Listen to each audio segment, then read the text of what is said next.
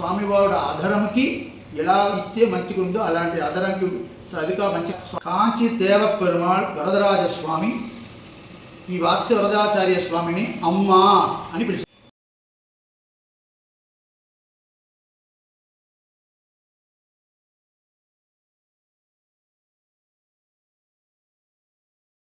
చరిత్రలో ముఖ్యమైన విషయం చూస్తాము. ఆయన పేరు నడాదురు అమ్మాళ్ళు అన్న. మీరు ఆ స్వామివారు ఒక అమ్మాయిని అనకూడదు, ఆయన పురుషుడే. ఈయన యాక్చువల్ పుట్టిన పేరు వాత్స్య వరదాచార్య, శ్రీవత్స గోత్రంలో పుట్టినవారు వాత్స్య వరదాచార్య స్వామి. ఈయన అక్కడ స్వామి కాంచి దేవపెరుమాళ్ దర్శనానికి వెళ్ళారు. వెళ్ళినప్పుడు ఏమైందంటే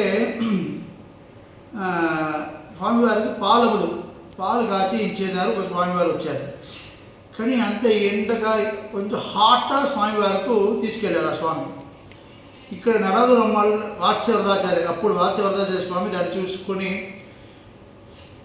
స్వామివారికి ఇంత ఎండగా మనం వేయకూడదు కదా, వేడిగా వేయకూడదు కదా, పాము అన్న నోరుకి ఏమవుతుంది, ఇక్కడ ఇయ్యండి అని చెప్పి ఆ పాలు మంచిగా చల్లగా చేసి ఆ స్వామివారి అధరంకి ఎలా ఇచ్చే మంచిగా ఉందో అలాంటి అధరంకి సరిగా మంచిగా చేసి స్వామివారికి పాలములు పెట్టారు. ఎవరికి? కాంచి దేవపెరుమాళ్కి.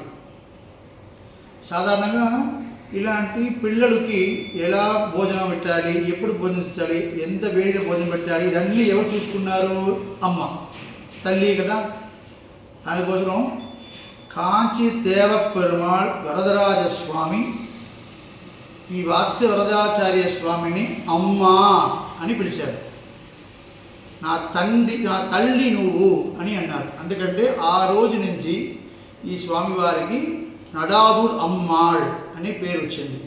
అంత దూరం స్వామివారి పైన పరివోడ ఒక ప్రేమతోడ ఉన్న స్వామి అయిన